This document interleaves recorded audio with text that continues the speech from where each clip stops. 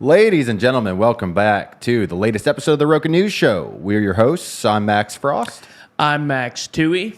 And I'm Billy Carney. And today we have a very special episode because we are looking at the ceasefire. This is the ceasefire edition episode of the RocaNews Show.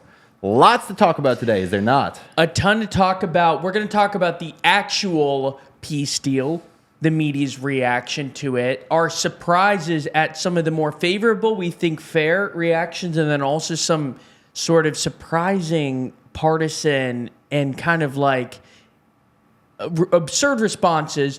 So a lot to cover here. And yeah, Frost, you want to take it away on a little bit of what's going on for anyone like, okay, I've heard about peace deals bubbling up and now we kind of signed one. What's the latest and what's going on? Yeah, so in essence, first off, credit where credit's due. There's been some amazing reporting on this by people with knowledge of what was kind of going on behind the scenes, especially the Wall Street Journal had an incredible piece the other day about the back and forth negotiations between the Arab leaders, Israeli leaders, and Trump's team. But so in essence, Trump put forward this plan, 20-point peace plan, combining demands from the Palestinians and the Arabs and from the Israelis. Put this forward, essentially said, take it or leave it. This is the deal. It's either this or more war with Israel. And so far, it's been roughly accepted. The thing that's notable about this is Trump did it without getting the necessary approval from other people. He kind of put it out there and said, this is it. This is the deal. And which is a big departure from the way other leaders had done it before. You know, Biden, various Europeans, just kind of the traditional way is you get everyone to agree on something behind the scenes and then you present it to the world. Here, Trump heard them and these other, his officials heard them. And then before they got agreement, they just put it out there with the goal being to put so much pressure on both sides that they would have to come to the table. And it actually seems like it worked because when they put the deal out, they got the backing of Qatar, Turkey, Egypt, the UAE, I believe the Saudis, all the big Arab countries. And then Trump had Netanyahu come to Israel. That's when he announced it. And he had Netanyahu accept it right there on the spot. And then that put so much pressure on Hamas that Hamas accepted it. So in essence, it was this whole game of making it so the peace was a done deal, forcing people to accept it, and then moving on from there. And there's a lot more to get into with that that we can talk about. But I think that's the general way it came. So is there any sense as to what precipitated this and why now? Was it this new tactic of putting out the peace plan? Obviously, there's also the war has largely run its course. There have been, over the last 6 months, a lot of Hamas leaders killed. And so what though precipitated this specific plan? Yeah, I think there's multiple things. I don't think the war having run its course logic really holds out, to be honest, because things hadn't changed. I mean, Hamas still existed. I mean, you still had this. They still had the hostages. Like the facts from Israel's perspective hadn't really changed now compared to say 6 months ago. And in fact, Israel just launched another offensive on Gaza City. I think if anything changed on the ground, there was more pressure on Hamas in terms of they were going in. These Arab countries were essentially, I think kind of tired of this, just like the Western countries were. But the other thing to note here, one thing that did change was the Israeli strike on Qatar. That changed for two reasons. One, it reportedly pissed off Trump because the Americans didn't know it was going to happen. Qatar is a super close American ally, especially with Trump. The ruling family there and Trump have close ties. And that not just the U.S., though, that put a lot of pressure on Qatar because Qatar has been kind of doing this balancing act for the last 2 years, even longer, right? They support Hamas, but they're also the place where you go for negotiations. They have a U.S. air base, yet they're also, that's where Al Jazeera is. They own Al Jazeera and so on. After this happened, the Qataris essentially put a bunch of pressure on Hamas and said, you need to end it. So that's what all the reporting says. So you had Trump on the one hand telling the Israelis, like, this is not okay. And then you had Qatar telling Hamas, you need to end the war. Is there an element, a lot of people, especially actually on the right at this point, you get it on the left certainly too, but where people talk about how Netanyahu controls Trump. One clip that actually, it might sound absurd, but you'll see it often on Instagram Reels or TikTok, it's Trump pulling out the seat for Netanyahu, and there are narratives about how AIPAC sort of controls our government, the Israeli lobby, or, well, the American Jewish PAC that supports Israel causes. There's this whole narrative that essentially Netanyahu controls Trump. How do you think the events of the last few weeks have sort of measured up against that? I just don't think it makes sense. I think Trump said, look, the whole way Biden approached the peace deal before was kind of like scolded. Everyone I know on the left, they say that he was very pro-Israel, right? But anyone who's pro-Israel thinks he's very anti-Israel. So obviously Netanyahu would have put him, I think, safe to say, he would not have ranked Biden as the closest supporter of Israel, right? So I think that, without getting too much into like the speculation and everything, I think Trump's strategy was to make the Israelis feel secure. And the idea that he was going to come into office and then on day one tell them, be like, ceasefire. They don't have to do that. I mean, there's a misconception. Even like the aid that Israel is getting now, it was signed back when Obama was president. So they have these aid deals that go on for years. It's not like it's not like Trump every day is sitting there cutting a check to Israel. That's not how it works, despite the way people think. So you're getting stuff that's from a decade ago. Even if the U.S. withdrew its support, it would not have necessarily. Maybe. I mean, there's reason to believe it wouldn't have just ended the war if Trump said, "All right, we're done with this. No more U.S. support." It's possible it could have ended the war, but people don't really know. But what seems to be the strategy with Trump, it was to build up trust between him and Netanyahu, and also him and the different Middle Eastern leaders through Steve Witkoff and Jared Kushner. Well, I'll tell you who wasn't impressed by Trump's negotiating tactics is the Nobel Peace Prize Committee in Norway. They awarded it to a Colombian woman today. Is that correct? Venezuelan. She's like the Venezuelan opposition leader. I sound like an American from South Park. They're one of those countries down there. I saw the headline only a few minutes ago, but some have pointed out that in 2009, Obama got it, and I think the language the committee used was for strengthening, and this was in 2009, right after he got elected president, had done no major foreign policy maneuvers, and they said it was because he had strengthened international diplomatic ties or something like that, some grand abstract language. And some are wondering, this feels like it might be worthy of a Nobel Prize. What's your take on that? So actually, even the New York Times today had an op-ed saying give Trump the Nobel Prize if it holds, which I think is valid. I mean, the fact is, I don't know if anyone else could have done this. And a lot of people criticize Trump, especially, kind of the mainstream and what they call in like DC foreign policy world, the blob, right? This is like the outside of DC, I guess they call it the deep state, but inside DC is kind of like the blob. Yeah. But what was I about to say? I totally lost my train of thought. Just a lot of, you said, I don't know if anyone else could have done this. Oh. And then, yeah. Yeah. So, like, inside DC, you have what's called the blob. It's a term coined by a Obama guy back in, one of Obama's top foreign policy guys. But they criticize Trump for this kind of personal type of diplomacy, right? They say it's very, like, strongman-esque, Trump, Putin-esque, whatever kind of term they put on it. It's obvious, though, Trump puts a huge amount of effort into relationships with foreign leaders. I mean, that's why he's constantly meeting people, right? He's constantly having these meetings. He's constantly talking about his relationship with this person, this person, this person. Obviously, that can have bad, or questionable impacts. For example, in Brazil, because he doesn't like Lula, he throws sanctions or tariffs on Brazil, and it doesn't make a ton of sense, right? Or Canada, he has a beef with Trudeau, so he puts all these tariffs on Canada. So there's complexities here, but certainly for a deal like this, I mean, his relationship with like the heads of Qatar, the UAE, Saudi, Israel, Egypt, all of them, it's positive. And I mean, I don't know, just from everything I've read and the conversations I've had in this, I don't know if it would have been possible for anyone else to do this, because you have to have huge levels of trust between the different parties. And again, people also attack Trump. And I know that the corruption concerns are definitely real with like Jared Kushner and Steve Witkoff. Like these are real estate guys who have done deals in the Middle East, and now they're over there negotiating with the Middle Eastern people about this and foreign policy.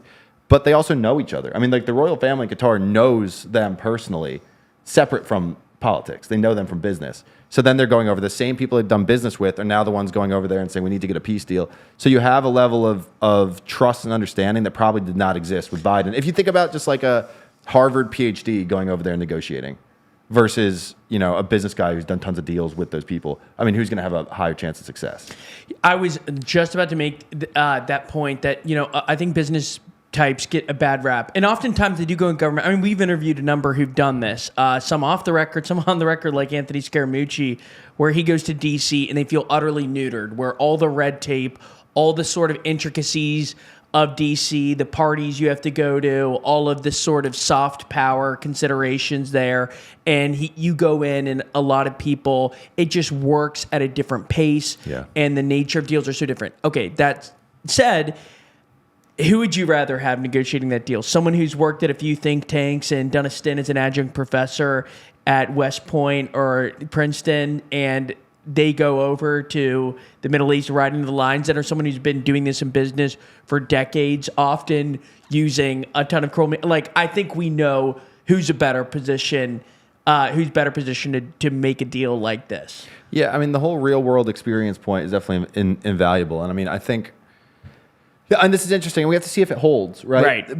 But the basic logic of what Trump seems to have done here was establish trust between all parties. You can't do that overnight. It took 8 months since he got into office, and then, use your power as America to force a deal. And versus before, I think what Biden's was essentially, try to placate everybody. Don't be anti-Israel, but don't be anti-Palestine. Don't do this, don't do that. Trump came in. Remember, the first month Trump was in office, he said, we're going to clear it out and turn it into the Riviera. We're going to ethically cleanse Gaza. And everyone's like, holy shit. Yeah. And then now, 8 months later, like, he's saying the exact opposite. And this is something that a lot of people who, I think this is kind of standard wisdom with Trump now, is that he always takes the most maximalist position and then works his way back. I also think it goes to show those who are still covering him at purely face value, just the merits of his words, his Truth Social posts, everything. You cannot cover him like that. He works at a different plane. It doesn't mean it's a better plane. It's some 4D chess plane, as some people who support him like to say. But he does not operate in a traditional way at all. And some still cover him like that. Like even this spat with Illinois and J.B. Pritzker, and then people will call him a fascist for some of his claims about the military and how he wants the people to respect him like they do in North Korea, Kim Jong-un. And, it just goes to show that people are still covering him like they would any normal politician, and you simply cannot do that. And I think one reason our reporting on Trump has been a little more measured and reasonable is we don't really follow the noise as much, but instead just focus on the substance and more enduring trends. Which I believe is the first week of Trump's administration, we put out an article about the flood the zone strategy. Yes. Which was totally neglected by so many other places. I mean, they say this is the strategy. You listen to Stephen Miller talk, you listen to Steve Bannon talk. They say the strategy is to overwhelm the media with noise. Right. And then they can't tell what's real, and then you can go through and you can actually change things, right? You can actually cut the deep state, whatever they talk about doing. That's in air quotes there, but I often think that like yesterday was eye-opening to hear, or maybe this was in 2 days ago's episode about the immigration strategy from the Trump White House. And we talked about how the reels in short form videos that the DHS posts are bizarre. The one to Pokemon music, it feels cruel. And it doesn't mean it's not cruel, but I think what people often, including myself in that scenario, you forget that there's a larger strategy behind it. And I think part of our job on the show is to steelman both sides to the extent they can be steelman. It doesn't mean everyone's brilliant and measured and sane and good faith, not saying that at all. But there is a larger strategy, and in that case, it might be to send immediate fear signals, to also embolden people to join ICE. The New York Times, I got to say, had good reporting on an ICE hiring convention where they take over an arena. Oh, yes. They're trying to, you can walk out with job offers, and the benefits are amazing. So they're trying to really boost ICE and employment, and also to signal to all the people who have relatives considering crossing the border to say, don't do it. It's just not worth it. It's really dangerous right now. And so at least acknowledge the larger strategy. Yeah, so what you're saying is they're trying to say, do not come. Do not come. Do not come. Kamala Harris been there. So one other thing to talk about here too, a common thing that's been said, and I think this also gets back to, again, dude, Trump, look, there's a lot of stuff, even with the Israel thing here, I think there's still a lot of very valid criticism of there's always extremely valid criticism of Trump, right? And a lot of what he does is not I think the way that I would go about doing things at all. That being said, one thing people kept saying is, Netanyahu's keeping the war going to protect his own political future, right? The way that Trump did this deal essentially is based off everything I've read, was to make it so Netanyahu can take it as a win to his people. And now he can hold new elections and campaign on, I got the deal. I got the deal that did everything we needed, which also goes to kind of like the 4D chess with this whole thing. Because like the standard wisdom was that a deal would end Netanyahu's government because there's two hardliners who could pull out and kind of topple it. And then Netanyahu might not win the next round of elections, and they face corruption trial, all this kind of stuff. And it seems that the U.S. approach was to turn that logic on its head by essentially giving him a deal that he could present as being so good that it would help him win re-election. Which I know a lot of people hate Netanyahu, and I'm not going to comment on that. But certainly, if you're trying to get a deal done and you're just trying to just be pragmatic, it makes sense to not alienate him. It makes sense, even if you hate the guy and think he's despicable, alienating him probably isn't gonna move things in the right direction. Trump seems to have acknowledged that. I at least, one of my beefs, and maybe this is just too much internalized patriotism, and I said the Pledge of Allegiance too much at school and watched too many edits now of jet flyovers and Vince Carter dunking over that French dude. But I can't help but be mad at like the Economist for how they cover Trump and how he's destabilizing the world, and they cover America in a way. Let's not make this about Trump. The Economist covers America in a way where everyone you meet overseas in Europe who's educated is like, is everything good over there? And like, are you guys gonna have a democracy in 2 weeks?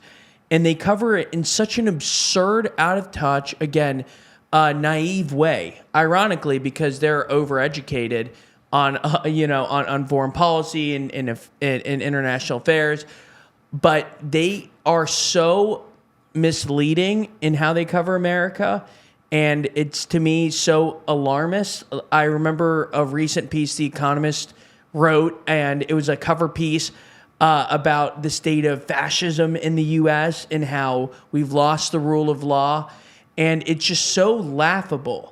So if they don't give him his flowers, I mean, that just totally discredits all the neoliberal publications in London and elsewhere in Europe. Anyways, I guess it's just a pet peeve to say that if you're not giving Trump flowers now, you can't be trusted to cover him ever. Or some flowers, if it holds. Yeah, going back to the big F. He achieved something that the whole world was saying they wanted. Yes. And then you have silence from a lot of people. So I get that. I think like with The Economist, I think that I think some of the stuff they write is good. I think generally speaking, the image they portray of the U.S. and like all these European outlets is totally skewed. I mean, you talk to it when I was in France for the migrant stuff. Our server was saying she's too scared to go to the U.S. because she doesn't want to get shot. Which, like, obviously, if you just read headlines in The Guardian or whatever, like, that's what you think. And in fact, there's someone I was at this conference in Glasgow last week. One of the people there said he goes, the U.S. just isn't the same country anymore. And I turned to him, I was like, dude, it's the same country. Like nothing.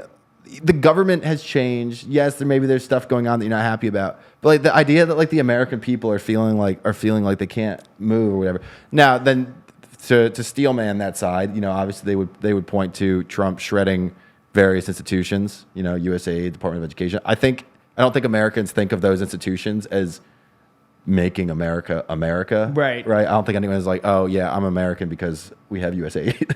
So, the other thing on it is, that Trump is doing a lot of stuff. Say like with the rule of law that I think is definitely grounds for concern. The thing is, to your point, if you can't even acknowledge that this is an achievement, then why would we trust you to cover this other stuff fairly? I mean, just yesterday they had the Letitia James indictment come down. The way that the media has covered Trump indicting Letitia James versus Letitia James indicting Trump is insane to see. And she ran on that. Everyone's focusing on how Trump... Clearly, the charges Trump are bringing it's political. Yeah. Clearly. But here, she ran on a campaign of saying, we're going to find a crime and we're going to get him. Totally. I mean, and they also... It's the kind of thing where a lot of people talk about, what is media bias? Do they just lie? Do they make up shit? And I think that's often... frankly, low IQ critique of the big publications. There are too many journalists, and believe it or not, they're, as much as we hate them, we literally, the three of us founded the company because of our disdain for legacy media, but they rarely pull things out of thin air. What they will do is, for example, they will omit the fact that Tish James campaigned on prosecuting Trump. And so that's an important detail that goes to show she's winning votes for people who are anti-Trump, telling the voters she's going to go after Trump. So that's a kind of detail they'll omit. And now that they cover Trump, they'll say, well, political charges, what he promised to his base, here he goes. You know, if you go after him, he'll use the full power of the White House to go after you.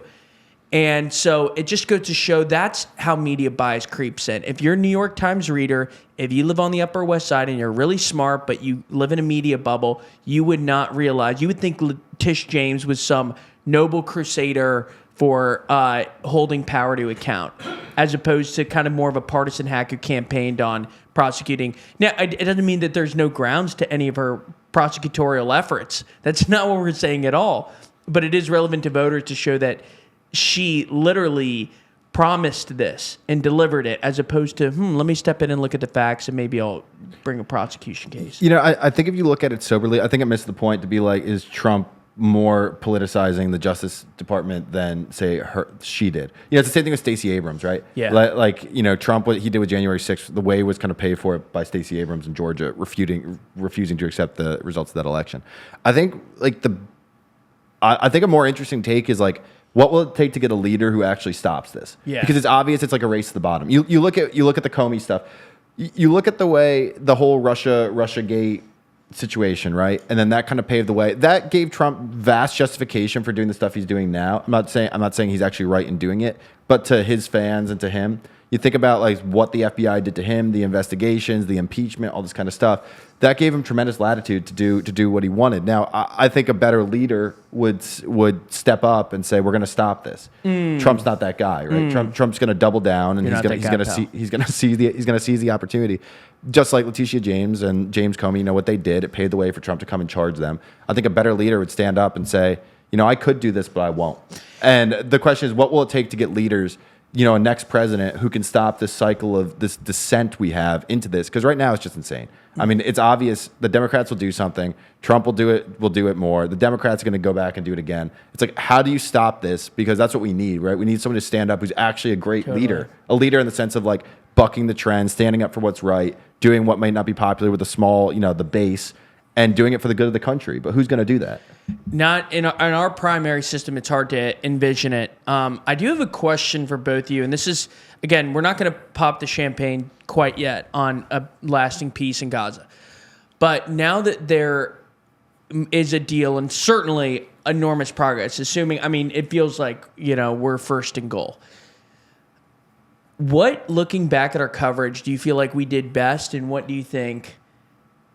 Do you have any regrets on how we covered it? And they could be small. It could be, you know, I mean, this has been a defining news story since October 7th, 2023. Just over 2 years. This has been the biggest news story. I mean, you obviously had the election, you had Charlie Kirk's assassination, you had a few other major stories. I mean, the early months, obviously, of Trump's White House were insane. And just like literally every day, we had no more room for need to know stories. We literally were running out of the 4 stories. So I'm kind of also filibustering because I imagine you all are thinking about this. And I've got a pretty like a immediate reaction, which is we should have gone. I really regret that. I know we had been talking about it just like a month ago, right? Where would you have gone? Well, this is the issue. I mean, you can't get into Gaza unless you have the permission of the Israeli authorities, right? Which, again, people say that to say it's controlled. That's how it is in most war zones. Like, you don't just wander in and like, oh, yeah, they invited me. No, it's like you have to get. But they did. There were instances of targeted killing of journalists, too, though. Weren't there? Targeted killing. I mean, that's like the Al Jazeera journalists. They killed journalists. I mean, I don't know enough to say if it was targeted killing, if they were there and whatever. I don't know, but they did kill journalists. Wasn't the argument that for that specific one that they were nestled in with Hamas operatives? Yeah. I know that's where I feel like it gets blurry. I don't think they were like, oh, that's an AP guy, sniper, take him out. I think it was blurred, like a lot of things in that war. I think, well, two thoughts. Back to my original thought, and then to relate it back to that. Billy, I would have gone to Israel and the West Bank where you can travel, and I would have talked to Israelis and Palestinians and seen what they thought and how this is impacting them. I don't trust the media's perception of stuff. I really don't trust the media when they're reporting. If you look at the media reporting from Israel, it's all about the I mean, it's pretty consistently, it's about these protests in Tel Aviv about bringing the hostages home. That's been a consistent theme for the last 2 years. I spoke to an Israeli guy like a month ago, and when I asked him about that, if that was representative, he said the protests are big, but that misses the point. I said, what's the point? So the point is people don't want to end the war until the hostages are home. And he said, so they're protesting to bring the hostages home, but they need the hostages home. They don't want the war to end right now, without the hostages home. And I think that, so I would have loved to talk to the Israelis and hear their actual perspective on it. I think it's been totally skewed. I would love to go to the West Bank and talk to the Palestinians. You can travel around. It's not easy, but you can travel around and have conversations. But that brings me back to the third. So part of me is like, we should have put more resources into researching this. But the fact is, in the war, it's kind of boiled down. It's not been for a lack of like information. It's been for it's a more philosophical debate, right? Because Israel can say just about every single time that there are Hamas people underneath the hospital, there are Hamas people underneath the journalists, whatever. And there's no way to know whether or not it's true. I mean, what it kind of comes down to is who you believe. There's 100% solid evidence that on many occasions there has been Hamas beneath the buildings, right? The tunnels run through everything. Like, that's true. Yet, to say that Israel is justified in bombing a hospital, right, or in blowing up a building with journalists inside of it, because that comes down to, honestly, it comes down to whose side you're on. And I don't think there's really like a way that a journalist can find the truth on that question. I know a lot of people would say, well, it's just always wrong 100% of the time. But I mean, to take it to a philosophical extreme, if there's a nuclear bomb under that building, they'd be justified in doing it. So I don't want to, I'm not saying that there was, I'm not saying it's that, right? But it's really a philosophical question more than one of just like the reporting, assuming that there's at least a grain of truth. Now, if they're just lying, if they're lying about everything, if there were not the tunnels beneath, but I haven't seen that substantiated really. So the question is like a degree of force and how much force Israel's allowed to use and so on. I think that I have a couple thoughts. The first is two things I think we did very well. I'm proud looking back at the coverage of I'm proud of the stories you wrote that gave context to the war, the histories of Israel-Palestine. I mean, we had so much positive feedback from people who sort of, once the headlines exploded in October of 2023, who had frankly no clue. And I think a lot of people who were giving takes online had no clue. They didn't even know. Now it's a little better known that, Israel, 1948 UN partition plan and some of the other key events, but most had no clue. Yeah. And so giving context to the best of our abilities, I thought was a huge value add for our audience. I thought that was good. Another thing about our coverage that I'm proud of is everyone in our comments in the early days of the war, thought that we were helplessly biased one side or the other. And we interviewed people truly from both sides of the aisle. I remember we had a lot of people in our DMs saying we're Zionist shills and all this. And I'm like, the people we've interviewed who've given specific insight into this war were Mehdi Hassan, the founder of Zateo, who used to work for Al Jazeera, who's one of the most vocal pro-Palestine voices in the world. We interviewed Dr. Hassan, a Duke doctor who went into Gaza and gave aid to the residents there. He gave a chilling, perspective from on the ground over there. And then we interviewed John Spencer, who is a urban war expert. He runs the Urban War Institute at West Point, and he also is someone who's been given special access. Now, he is very pro-Israel, and as the war's evolved, he's essentially become an American spokesperson for the Israeli case. So I'm not denying that he's biased, but the point is we had interviews with them, and then it continued. We kept talking to both sides of the issue, and so I felt like we did try to platform the sanest and strongest arguments for each side and give special consideration to both the Israeli perspective, the Israeli war strategy that was often strawmanned, and then also cover the horrors of life on the ground in Gaza. Someone again, it gets down. Sorry, Billy, just real quick. It gets down to the philosophical thing again. I mean, all this stuff comes down to the philosophy of it. This morning we got an email in the We the 66 about the Free Press, which noted their totally one-sided coverage of Israel. Somebody wrote in and said, would you guys have been, say you founded Roca during World War II, would you guys have been defending the firebombing of German civilians? Which that's the argument that I'm sure the Free Press would make, and that a lot of Sam Harris has made it, that if this were in World War II, too bad. You guys were stuck in Nazi Germany and whatever. But I don't say that to endorse the view, right? Like where I was criticizing free press as one-sided look at it, but it gets down to the philosophy of Right. this stuff so much. So I think Right. trying to be like, this is the truth, it's a philosophical question. But sorry, Billy, were you about to say something? There was actually an errant camera switch, but I would agree with you too. I think the histories, especially at the beginning, were amazing. Of course, people were saying we're biased. I think the vast majority on that early history of Israel and Palestine was overwhelmingly positive. I mean, the stuff performed amazing. We had millions and millions of views across that stuff.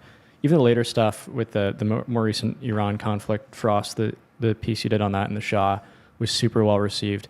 I'd say my regret would be not starting this show earlier, or even the on-the-ground stuff that we started at the last election, 2024. Like, I think, Tui, you for a while were saying we got to start the video stuff, and you're right on that. I think if we were a more established operation, maybe you would have been over there, Frost.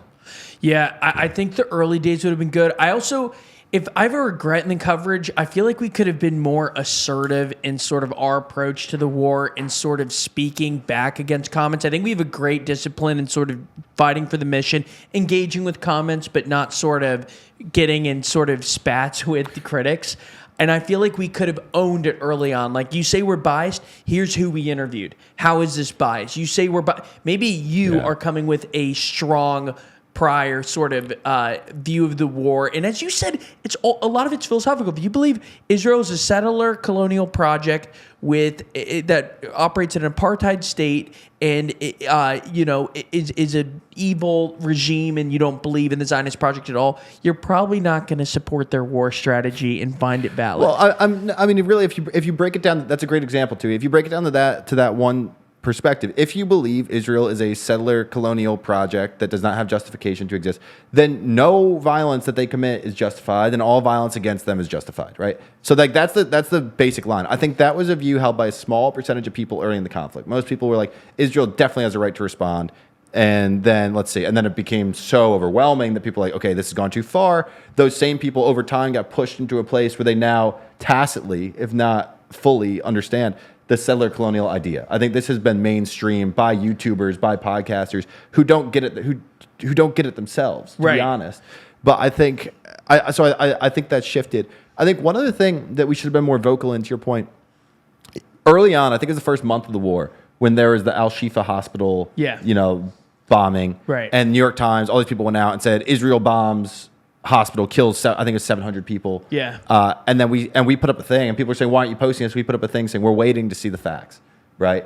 And then the facts came out that it wasn't. I believe, correct me if I'm wrong, I believe it wasn't Israel that bombed it. I believe it was one of the other, an errant rocket launched by one of the other Palestinian groups. That logic has governed our reporting throughout the entire conflict. And the issue is, over time, that approach became less and less popular as people became more fired up, and as these people realized that they could juice their numbers hugely by just taking the first thing, culminating in the Charlie Kirk getting shot and then saying it was Israel, right? Like the standard of information that we have for news has, I'd say, if anything, gone up in the last 2 years. The standard that everyone else applies specifically to this conflict and anything related to Israel has plummeted. You look at the stuff now, and it's just shocking. Well, and I know Billy, as the guy who, well, maybe I'm outing him here, but who runs our Instagram, which, we have 1.7 million people who are all over the political spectrum on our Instagram. And, we would get a ton of critics who were like, take a side, call it a genocide, or say that, finally stand up, say that what Israel's doing is it's fighting a just war and Hamas are terrorists and they run this government and they were elected, yada, yada, and basically take a side. They were so fired up that they wanted every chip they could possibly get onto the table to take a side. And a lot of people, by the way, made a killing off of this. Mehdi Hassan launched Zateo News during the war, and basically anyone who wanted to advance the Palestinian cause, they funded him, and has now 40,000 paid subscribers. The Free Press, I think, made a killing at making the Israeli case. So anyone who kind of grifted off this, we're not to suggest that they were pure grifters. They, I think, were ideologically sincere, but they certainly benefited from that. Those two. There were plenty of grifters. But I think about this, and they wanted us to take a side. Some people wanted us to call it a genocide. And I think one thing I'm proud of our coverage is we didn't call it a genocide, and we also didn't say definitively it's not a genocide.